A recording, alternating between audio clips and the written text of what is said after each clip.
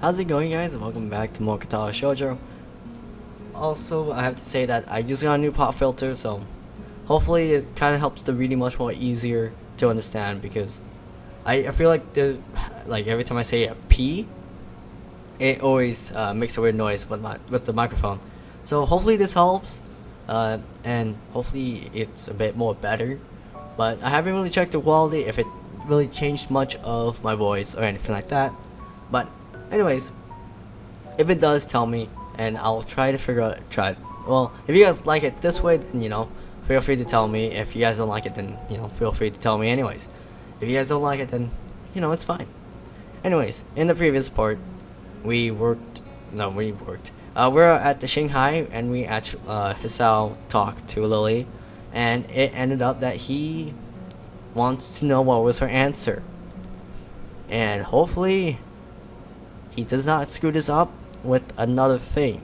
And this pop, if you guys hear some weird noises, that means that I hit my pop filter, and this pop filter is holding up something, which is holding up my microphone. I'm gonna be getting a stand in the next week or so. It was ordered a few last weekend, and it's how it came. Also, anyways, so if I knock something down, if I hit my pop filter, it will knock the thing holding it, and it will fall, and then the microphone will fall too, and it's like, what the hell? Anyways, so why don't we just load it?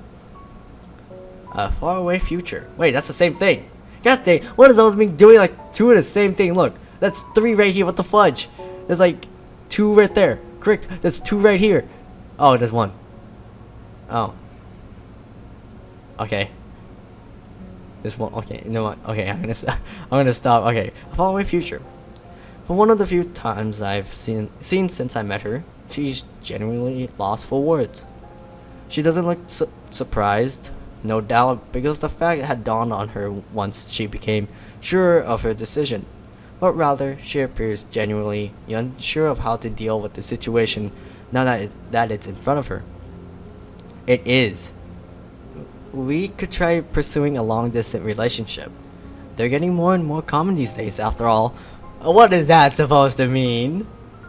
Even as she says it, the tone of her voice gives away that she doesn't truly believe what she's saying. I don't believe what she's saying either. Okay. Seriousness. Lilly is far too old-fashioned to be able to cope with a relationship without any kind of physical presence, and even I am to an extent. All we would ever be to each other would be a voice from the other side of the world. In the end, trying to rationalize everything is futile. Any attempts to try and connect— shut up, train! And connect what's happening with the future or past just seem to get more difficult the more I concentrate. Those quiet moments when we just walked side by side, the precious time we spent with Hanako and Akira, the usual chatter we had during lunchtimes, the times we made love— oh, that's the way you put it— and the confessions of our feelings to each other. All pointless, all just fleeting moment in our young lives. We're just 2 children pretending to be adults, aren't we? A long, long silence hangs in the air between us. The noise of the other patrons drinking and talking only makes the situation feel more strange and disconnected. Lily's face remains low, her dejected expression clouding it. I'm sorry, Sal. She's leaving! Is she really leaving? A simple apology, and no more. She's left entirely without any further response or comment. With a long sigh, I gather what's left of my thoughts and ask the final question I have for her. When will you be going? I'll be leaving with Akira, so it will be a little less than a week. Oh, fuck. The beginning of summer holidays? Just a little afterward, yes. Her tone is unusually slow and steady. Her apologetic and depressed mood all the more written to her face as she tries to hide it in her voice. In the end, I can't even keep my promise of going to Tanabata with her before she leaves. Fuck! No. God damn it. Look down. Oh, I look down, seeing my face reflected in the by now lukewarm cup of neglected tea sitting in front of me. Your vanilla tea. I really thought I left this kind of expression behind. I thought you did too, but you were wrong. For a while, I just stared out into the still surface, trying to sort through my emotions to get at what course of action I should take, whether it to be right now or in the future. But just as before, the effort is wasted. Crap. We're screwed. I glance up to see Lilly gently sipping her cool tea without complaint. Her face drawn and shoulders slumped. She looks too deep in thought too. It's strangely cold atmosphere coming between us as we isolate ourselves and to mull things over. Even as Lily's cup slowly empties, mine remains untouched. It's a long time before I notice the rain dying down outside and the few other patrons of the Shanghai having left. Shit, dude. The chill of the rapidly darkening evening permeates the dormitory hallways. I like that feeling when you're walking through a hallway and like it's super cold. It's like, oh, it feels good. Like, I don't know. I don't know if it's just me or not, but I just like the coldness. I don't know why. While trudging down the corridor to my room, I see an unwelcome movement from up ahead. Oh, hey, Kenji. Who else did you knock down? Sure enough, the opening of the door opposite mine heralds the arrival of bespectacled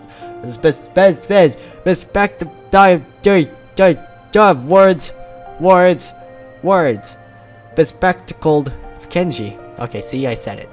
Hey man, what's... Whoa dude, you look awful, I think. Are you okay? He really has a knack for making any situation better. He's frowning, why are you frowning? I don't really want to go into it, it's late. Okay, that's cool. If you ever want to talk about it, here. I look at him for a moment before surrendering my stern front and awkwardly scratching the back of my neck, embarrassed by my standoffish response to, he's trying to help things, man. No, oh wait, actually, thanks, Kenji. He isn't much of a bad guy. It's just that, some of his decisions are rational, and he's more of a lenient guy.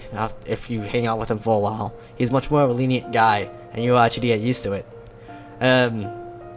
Story, when I was in junior high, I actually met someone like Kenji, and well, I actually got used to him, and ended up I was friends with him for about my 2 years in my middle school or junior high, and he was actually a pretty cool person. After a while, you actually talk to him and you actually get to know him. He's not that weird person. He's just like, he's just fine with it. He's like, he's okay with what he is. It's just that sometimes his decisions are really rational. But after junior high, I never actually seen him again because he actually moved. So, that's alright, Hey, it's cool. That's what friends are for, right? Yeah, you're right. See ya. I open the door to my own dorm room and close it behind me as he quickly waves me off. The solid thud the door makes against the door frame sounds out a final call for the life I've led since coming to Yamaku. I just stand in my darkened room, fruitlessly attempting to work out what I should do from this point onwards. What should I do? Oh, fuck.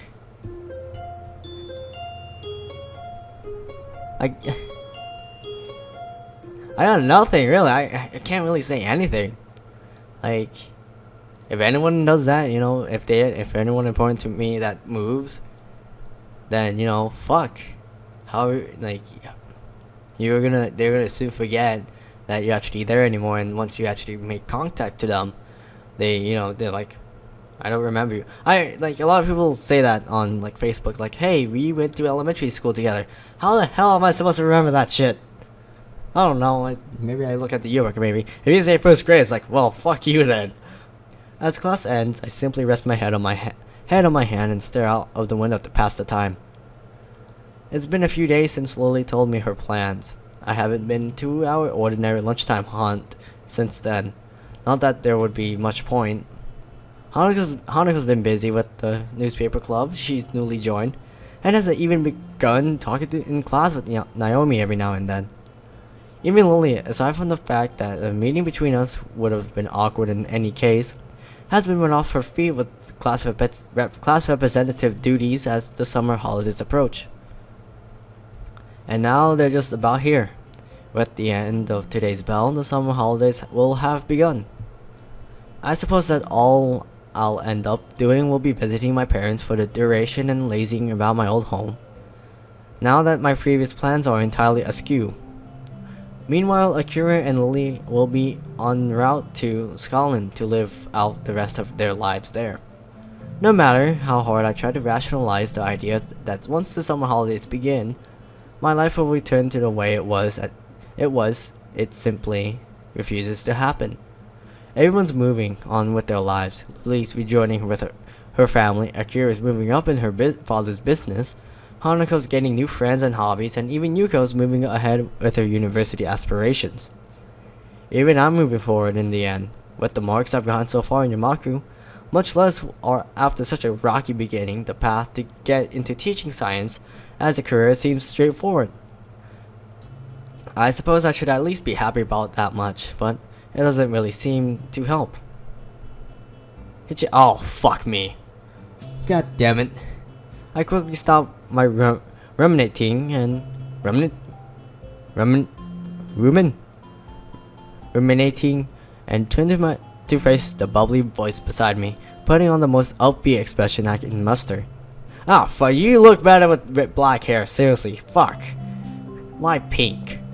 I never expected anyone having pink hair. That's weird. As expected, Shizune stands flanking her. I have a sneaking suspicion they want something from me. Hey Misha, Shizune, what's up? What? Oh fuck. I don't want to do the voice. Shichen and I were thinking, an air conditioner. Since we're just two poor little girls that need help with all the work we've been given just before the holidays begin. Sure, I can help. But Hichan, we really need... What? Oh yeah, you definitely broke her. I think I broke Misha. Yeah, no more pleading for you. God damn. That's all you fucking do. Even Shizune raises an eyebrow at her accomplice's shuddering stop in the tracks. So you'll help us? No, I just said it. I just said I would, didn't I? It's like, if you ask me a question, you're like, I don't know, you ask me. And technically you're already asking me, so I'm like, fuck, I screwed that up.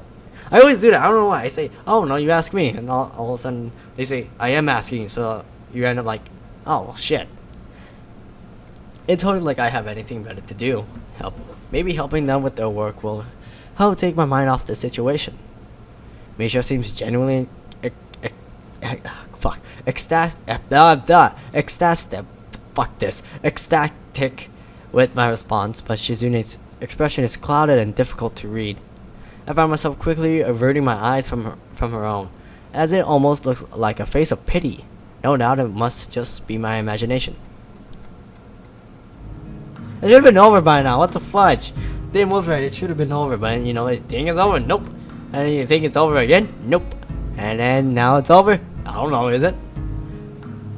This is hardly the first time I've been in the student council room.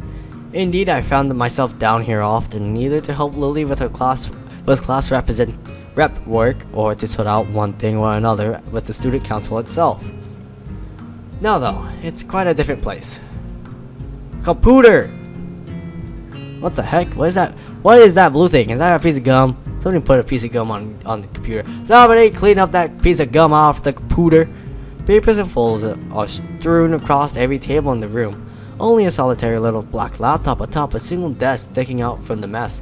It lives! It looks positively ancient, and I guess it has been valiantly serving its task in archiving information for years and years. So what needs doing? This looks like a lot to do. Shizune's expression becomes determined as she signs. It's a worrying look. Everything is oh fuck you guys. My worry was well placed. Everything you say? What's left on the desk is what needs to be done. It all needs to be digitally recorded, which is what the laptop is for. What if the laptop crashes? What is not my fault? The school's fault for not being up to technology prep. And I'm guessing that I'll be the one doing this. Chan says she saw you with the computers in the library a few days ago and that you seem really good with them. Good with computers? I can type, I guess, but It still seems like an overestimation of my skills. I was just typing up homework. Wait, Shizune was watching me do that? Oh, well, that's fucking creepy. I'm watching you type. Type faster. One must know their allies before they can know their enemies, of course. What the fuck? Wow, that's pretty wise. No. Still, what the fuck? For once, it's not very hard to work out who said that. Nonetheless, it doesn't seem worth fighting over. Sitting on a computer doing some typing hardly seems onerous. As far as tasks to help Shizune and Misha go. Besides, it will help to take your mind off things. Take my mind off things? Take my mind off things? Of what things? Oh wait, that was pretty long.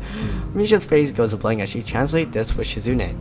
Though the latter's response is only to glance away towards the window after briefly signing. Misha's face quickly returns to a smile as she translates back. She was confused, I guess, but Shizune is harder to pin down. I was just thinking you may like to get your mind off the exams, of course. That makes no sense at all.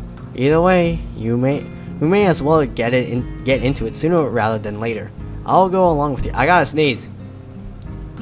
Oh jeez. Ah. Oh god, that actually hurt my hip. Oh fuck. That's the spirit, Chan. Ah, that actually hurt my hip. Oh, my hip. Oh fuck. P really did a number on me. And that's the first spreadsheet compiled and saved. Time for the next month. After a little bit of fussing around, we all managed to get a bit more organized. Shizune's been gathering up the loose sheets and thankfully sorting them into a neat pile next to me. Meanwhile, Misha's been handling the manual writing work. Her curly pink pen leaving its unmistakable mark on paper after paper. Once I got myself into a rhythm, this really wasn't so bad. Shizune and Misha also seem to be in the swing of things, wordlessly communicating as they go about their business with fervor. Fervor? Oh, jeez. I periodically glanced at the sheet beside the laptop. Apparently a list of student names and matching addresses, as I dutifully entered the data written on it. I don't pay a lot of attention to what I'm typing in until I reach about midway down the page. Hakamichi, class 3-3. Huh. Her family home is Saitama. What the hell are you doing? My idle curiosity is ended abruptly as the 3 light taps can be heard rapping on the door. Misha quickly skips over to check who it is, tapping Shizune's shoulder on the way past to let her companion know what's happening. Ah, you're here. Who is it? With a slight pause to finish Shizune's data into the file along with all the others, I look up to check who's at the door. Oh. Lilly? That's not good. I'm gonna end off here actually. This must be good enough time. But anyways, I hope you guys enjoyed. And I'm glad you guys actually joined me and, you know... Oh crap, I was gonna say Tales of Graces in Katawa Shoujo. Too bad. I feel like... I'm like halfway done with the entire game, but then again, I'm gonna be heading back and I'm gonna go through the entire paths and actually get the bad endings with them. So, bad, neutral, anything like that. But the thing is, there's a catch though. The thing is that I'm actually going to do my least favorites and then do my favorites last. The ones that really, you know, done a number on me. So, most likely, you know, there's gonna be, like, I'm gonna, have a list once I have all of them done. And I'll make a separate video, for you guys to actually, you know, go through it. Every good ending, bad ending, and so forth. But anyways, as always, I hope you guys enjoyed, and I hope you guys have a great day. She's not happy. Oh, I was okay. I paused a bit because I was thinking. I'm trying to listen to if there was music playing or not, so I boosted up my audio. Seconds tick while I try to read Lily's face, an odd mixture of feelings written on it. She seems annoyed, but also somewhat confused. Here. You go attentively